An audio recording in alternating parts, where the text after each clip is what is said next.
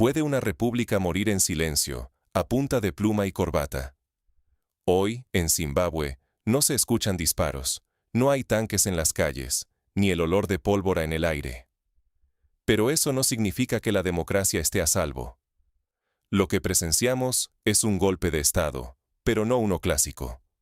Es un golpe legal, ejecutado en oficinas con aire acondicionado, por hombres de traje de seda y corbatas impecables. La herramienta de destrucción no es ni un rifle ni una bayoneta, sino una simple pluma estilográfica. Y la víctima no es un rival político, sino el derecho sagrado e inalienable de 16 millones de personas a decidir su propio destino. Imagina esto. Emmerson Mnangagwa, un hombre de 83 años, no solo quiere gobernar hoy. Quiere asegurarse el poder hasta los 97, para gobernar a niños que ni siquiera han nacido aún. ¿Ambición? No es solo eso. Es el miedo de quien teme rendir cuentas. Es el instinto de autodefensa de una élite que se aferra al poder, como quien se agarra al último salvavidas, transformando la Constitución en un escudo para proteger intereses familiares y asegurarse el control sobre la riqueza nacional. No te dejes engañar por la tranquilidad aparente de las calles de Harare. Aquí no hay fuegos cruzados ni barricadas, pero hay una ejecución. La ejecución silenciosa de la democracia. El plan es aterradoramente simple y brutalmente eficaz. El voto, esa esperanza depositada en una urna, está siendo convertido en una farsa. Bajo las últimas enmiendas propuestas por el partido gobernante, el Parlamento, lleno de leales al régimen, será quien elija al presidente. No tú. No la madre que vende tomates en Bulawayo para pagar la escuela de sus hijos. No el joven graduado en Mutare que mira un título sin futuro. No la abuela que recuerda la guerra de liberación. Sus voces están siendo borradas. Lo que está en juego no es solo un proceso electoral, es el alma de una nación. Si permitimos este golpe legal, la democracia puede desvanecerse sin resistencia, y los ciudadanos quedarán relegados al papel de simples espectadores de su propio destino. Han convertido la Constitución en un contrato privado, un título de propiedad sobre el Estado. Y cuando un gobierno teme tanto a las urnas que decide eliminarlas, reconoce una verdad fundamental. Sabe que ha perdido el corazón del pueblo. La pregunta es, ¿por qué un hombre que debería buscar la dignidad tranquila de la vejez se aferra al poder con tanta ferocidad? ¿Por qué reescribir la ley suprema solo para sumar años al cargo? No se trata solo de prolongar un mandato. Es miedo, miedo a la justicia, miedo a la historia, miedo a perder el botín. Este golpe constitucional no es solo un capítulo más en la historia de África. Es una advertencia. Si la ciudadanía acepta esta farsa, la libertad puede morir sin que nadie grite. Para entender la gravedad de este momento, necesitamos mirar más allá de los titulares y adentrarnos en la historia y las raíces profundas de este país. ¿Recuerdas el júbilo de 1980, cuando la bandera colonial cayó y el futuro parecía nuestro? Las calles de Harare vibraban con cánticos, lágrimas y abrazos. Por fin, después de décadas de opresión, el pueblo de Zimbabue tocaba el sueño de la libertad. La independencia no era solo una palabra, era un grito de esperanza, la promesa de que cada niño nacería sin cadenas y cada campesino cosecharía bajo su propio sol. Había una euforia colectiva, una creencia genuina en la posibilidad de construir una nación justa, orgullosa y próspera, donde los recursos y las oportunidades ya no serían privilegio de unos pocos. Pero, ¿qué quedó de ese sueño? Imagina la libertad como un gran árbol plantado en 1980. Creció alto y frondoso ante el mundo, pero nadie quería mirar bajo la superficie. Porque, mientras los cánticos llenaban el aire, las raíces ya estaban infectadas. Ambición, miedo y la tentación de perpetuar el poder a toda costa. El árbol La Libertad floreció para la foto, pero fue colonizado desde dentro por quienes prometieron protegerlo. Y así, la ilusión de autodeterminación fue desplazada por una nueva élite, liberadores convertidos en guardianes de un sistema cada vez más cerrado. La mayor traición no vino del exterior, sino de los propios líderes de la independencia.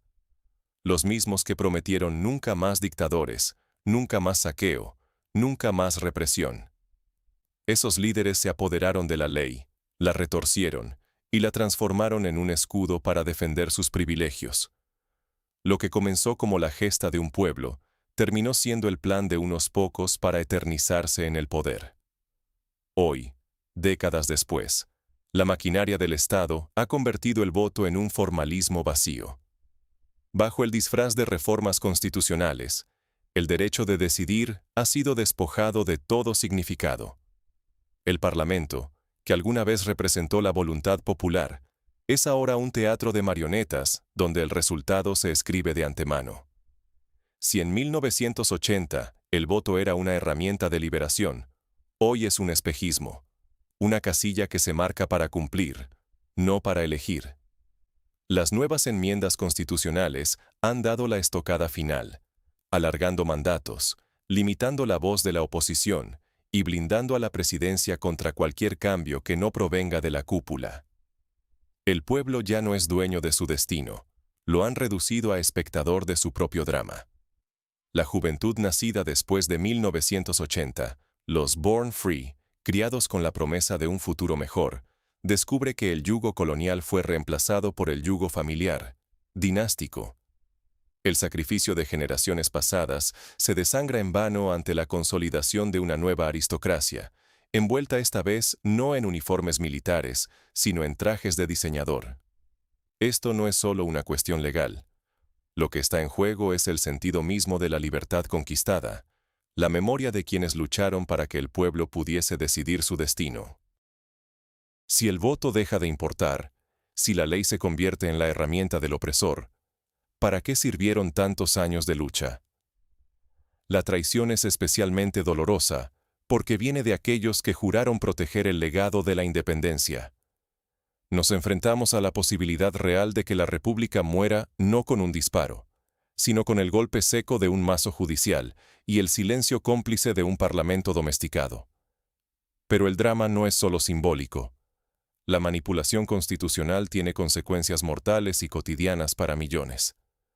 ¿Por qué alguien de 83 años teme tanto dejar el poder que decide destruir la Constitución para quedarse solo unos años más?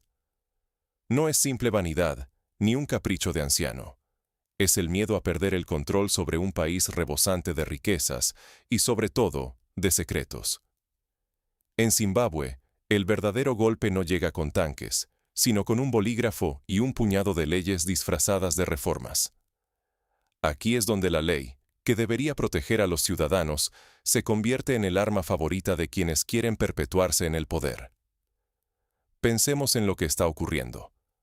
Bajo la bandera de la estabilidad y el progreso, el gobierno ha extendido los mandatos presidenciales y, aún más grave, ha transferido el poder de elegir al presidente desde el pueblo hacia un parlamento completamente controlado por la élite gobernante. Así, los zimbabuenses han sido despojados de su derecho fundamental, elegir libremente a su líder. El pueblo, que en 2013 votó con esperanza por una nueva constitución que prometía límites claros al mandato presidencial, hoy ve cómo ese pacto social es arrancado, hoja por hoja, por quienes juraron defenderlo. ¿Recuerdan aquel referéndum histórico? Fue un grito colectivo de «nunca más», tras 37 años de Mugabe. El mensaje era claro. Ningún hombre es indispensable. El poder debe rotar para que la democracia respire. Pero hoy, los custodios de ese mandato popular lo han traicionado, reescribiendo la historia para asegurar su propio futuro, y de paso, el de sus herederos. Pero la manipulación legal no termina ahí. En los últimos años, hemos visto el surgimiento del lawfare, la instrumentalización de la ley para silenciar a la disidencia. Una muestra clara de esto es la llamada Ley Patriótica, una de las legislaciones más represivas de África, que criminaliza cualquier crítica al gobierno. Ahora, hablar en voz alta sobre el fracaso del Estado es considerado un acto antipatriótico. Se ha impuesto una mordaza nacional, donde expresar descontento puede llevarte a la cárcel. Así, Donde antes se prometió apertura tras la caída de Mugabe, hoy solo queda un panorama de represión bajo la mano dura de Mnangagwa. Pero, ¿por qué tanto empeño en cerrar el círculo de poder? La respuesta está bajo los pies de todos los zimbabuenses: oro, litio y recursos que valen billones en el mercado global. La presidencia ha dejado de ser un simple cargo político. Ahora es la llave de una bóveda repleta de riquezas. Y para asegurar que ese tesoro nunca abandone el círculo familiar, han creado mecanismos opacos como el Mutapa Investment Fund. Bajo el discurso de Fondo Soberano, han transferido a esta entidad 20 de las empresas estatales más estratégicas: minas, ferrocarriles, telecomunicaciones y, lo más alarmante, han eliminado cualquier tipo de supervisión parlamentaria. Así, los activos del pueblo han sido ocultados en una economía en las sombras, intocable, donde ninguna auditoría ni pregunta molesta puede penetrar.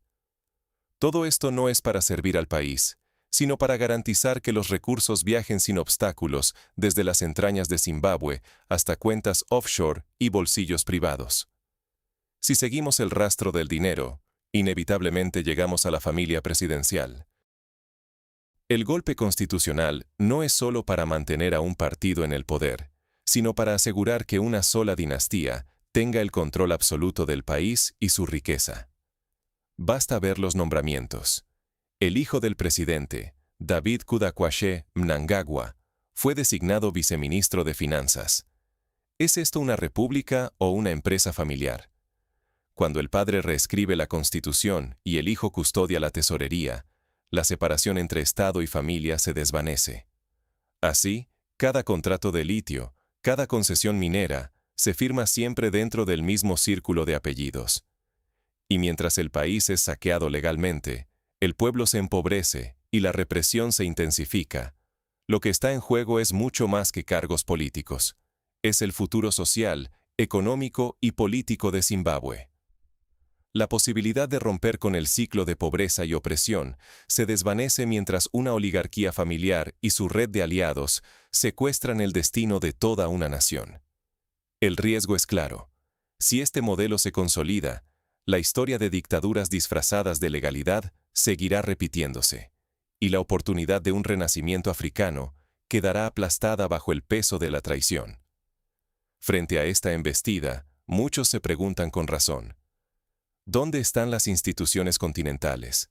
¿Dónde está la comunidad internacional, mientras la democracia africana es violada a puerta cerrada? Mientras Harare cierra puertas, en Ouagadougou, una nueva generación rompe cadenas. Este contraste no es casualidad, ni simplemente una cuestión de estilos de liderazgo. Es el espejo de dos futuros enfrentados para África. Por un lado, en Zimbabue, vemos cómo la élite ha convertido la ley en un arma silenciosa. El golpe constitucional avanza sin tanques en las calles, pero el resultado es tangible. La soberanía popular se evapora, la riqueza nacional se concentra, y el apellido en el poder se vuelve sinónimo del Estado. Se nombran hijos en los ministerios clave. El ministro de Finanzas es ahora el propio vástago del presidente. ¿Esto es una república o un negocio familiar? Cuando el hijo custodia la tesorería y el padre reescribe la Constitución, la democracia se disuelve y lo que queda es una dinastía con acceso exclusivo al cajero automático nacional. Pero tan preocupante como el golpe en sí, es la reacción, o mejor dicho, la falta de reacción, de quienes deberían velar por el futuro del continente. La Unión Africana, creada para defender los principios de la autodeterminación y la soberanía de los pueblos africanos, se ha quedado sin voz. Su silencio ante estos golpes legales contrasta con la rapidez con la que suspende países cuando los soldados toman el poder con armas. Basta recordar Mali, Guinea o Níger. Cuando el golpe es militar, sobran los comunicados, las sanciones, las condenas. Pero cuando el traje y la corbata reemplazan al uniforme y la bayoneta, el cinismo reina. La Unión Africana calla, mira para otro lado y protege a sus miembros, no a sus pueblos. Es un club de presidentes, no una correa de transmisión de la voluntad popular. Y la comunidad internacional tampoco brilla. Occidente emite declaraciones tibias, preocupa pero no actúa, y la región prefiere cerrar filas antes que enfrentar la podredumbre. El pueblo, agotado y golpeado, siente que la noche autoritaria se alarga y enfría cualquier esperanza. Lo estremecedor es que este golpe puede ser el nuevo manual para dictadores en potencia. Si quieres saquear tu país, no uses tanques, usa abogados. No tomes el palacio, cambia las cerraduras desde dentro. Sin embargo, justo cuando la oscuridad parece total, surge una chispa en otro rincón del continente. Allí, en las polvorientas calles de Ouagadougou, el silencio se ha roto y la juventud se ha puesto de pie. Ibrahim Traoré no solo desafía a las viejas estructuras desde Burkina Faso, sino que se convierte en el espejo incómodo para todos los líderes del continente. Su simple existencia es una acusación a la gerontocracia que se aferra al poder en Harare, Yaoundé y más allá. Mientras estos reescriben leyes para blindar privilegios, Traoré se juega la vida para recuperar la soberanía real de su pueblo. Hay un simbolismo claro aquí. Mientras algunos ven el liderazgo como botín, otros lo sienten como una carga, un sacrificio por la comunidad. Traoré nos recuerda que un esclavo que no se rebela no merece compasión, una frase que resuena tanto en los jóvenes hartos de la corrupción como en aquellos que recuerdan el espíritu revolucionario de 1980. Su liderazgo, joven y desafiante, quiebra la resignación y planta cara al cinismo institucional. Es la antítesis de la fatiga, la prueba de que una nueva generación está lista para cargar el peso de un futuro distinto. Esta desconexión entre los que gobiernan y la juventud que ansía dignidad y cambio es la verdadera grieta de nuestro tiempo. Y lo que está en juego no es solo el destino de Zimbabue, sino el de toda África. Si el modelo del golpe constitucional triunfa sin consecuencias, otros lo copiarán. Pero si se alza una ola de liderazgos insurgentes y responsables, la historia puede girar. Porque el golpe no es solo una tragedia local. Resuena en la diáspora, en cada rincón donde se lucha por la dignidad, y desafía el propio legado de la lucha panafricana. ¿Qué nos enseñan el desencanto de Zimbabue y la esperanza que florece en otros suelos africanos? No es solo una pregunta para los que viven dentro de sus fronteras. Es una llamada de atención para todos los que, desde cualquier rincón del continente y la diáspora, sienten en los huesos la memoria de la lucha y la urgencia de no rendirse. Porque lo que ocurre hoy en Harare resuena en Lagos, en Dakar, en Atlanta, en Londres. Cada golpe a la democracia es una herida abierta en la dignidad africana que tanto costó conquistar. Pensemos en ese momento lleno de esperanza, cuando Bob Marley cantó por la liberación en Harare en 1980. Era una celebración global, la promesa de que el pueblo, por fin, sería dueño de su destino. Muchos, incluso desde la diáspora en Estados Unidos, lloraron de orgullo al ver nacer una nación libre. Pero hoy, esa partitura de libertad ha sido desgarrada por quienes juraron defenderla. Mnangagwa y su círculo han transformado la presidencia en un feudo personal, traicionando el espíritu de quienes lucharon y se sacrificaron por el bien común. Esta traición no solo duele por sí misma, es peligrosa porque nos recuerda que la libertad nunca está garantizada. Los antiguos libertadores se han convertido en los nuevos carceleros. El poder, cuando se aferra sin límites y se blinda con leyes hechas a medida, se pudre desde adentro. Por eso, la lección de Zimbabue no es solo para sus ciudadanos, sino para todo aquel que valore la democracia. Quien olvida la historia de su pueblo, quien se acomoda en el desencanto, está permitiendo que el ciclo de opresión se repita. Sin embargo, la historia no termina ahí. Desde Burkina Faso, vemos cómo una nueva generación se niega a aceptar el papel de mendigos sentados sobre una mina de oro. La juventud africana observa, compara y decide. Ven la raíz podrida en Harare, pero también el brote verde en Ouagadougou. Saben que el precio real del poder no se mide en monedas ni en cargos vitalicios, sino en la confianza y el respeto del pueblo. Un presidente que se esconde tras tecnicismos legales es débil. Un líder que se pone al frente de su gente, aunque cueste caro, siembra esperanza.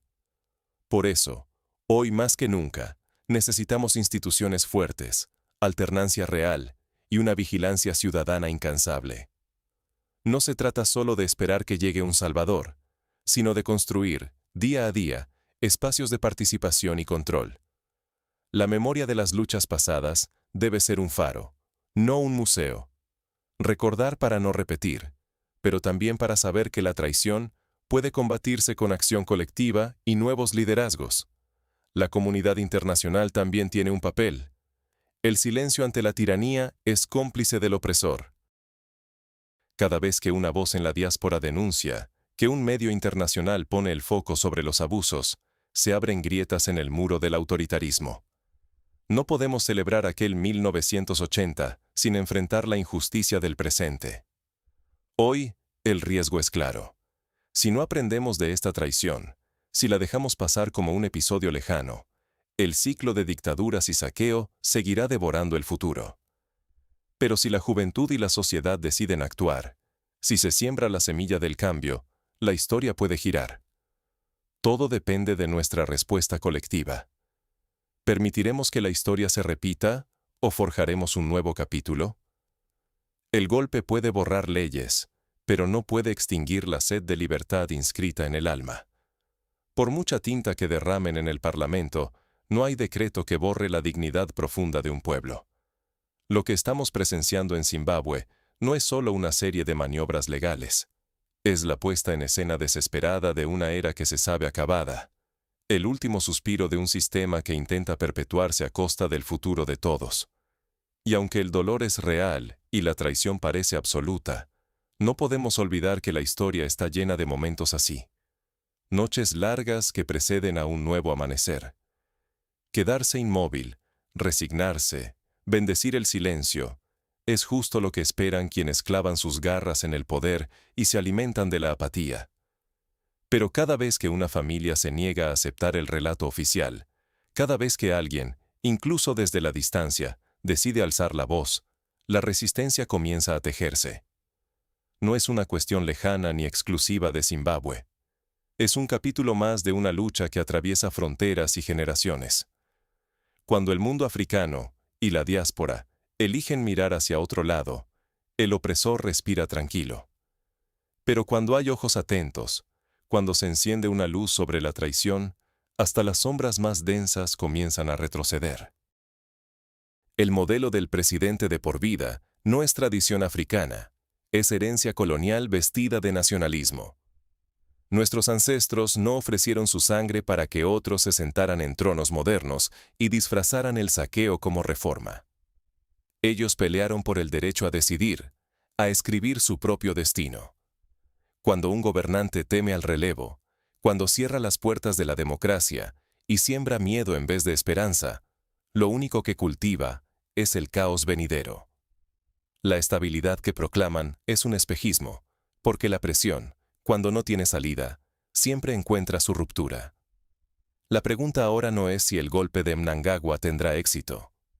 La verdadera cuestión es, ¿qué surgirá de estas cenizas? ¿Qué lecciones sembrará este dolor en la conciencia africana y mundial?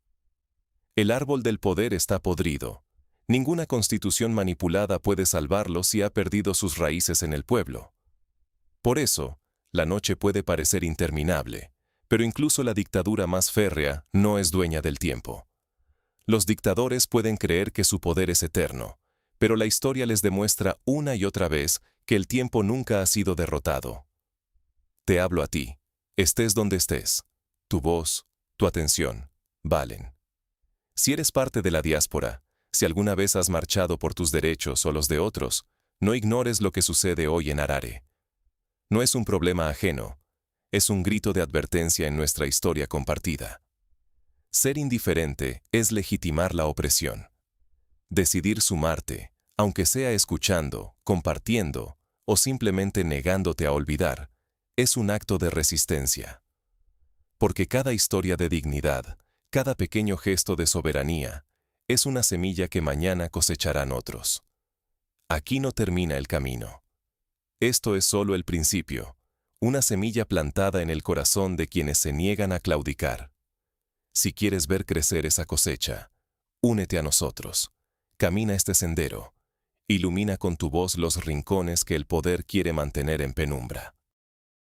Recuerda, las leyes pueden ser dictadas por unos pocos, pero el futuro pertenece a los pueblos que no se rinden. Zimbabue volverá a ser libre, no por la pluma de un político, sino por la voluntad indomable de su gente. La era de la sumisión se apaga. El renacimiento espera a quienes se atrevan a soñarlo y construirlo.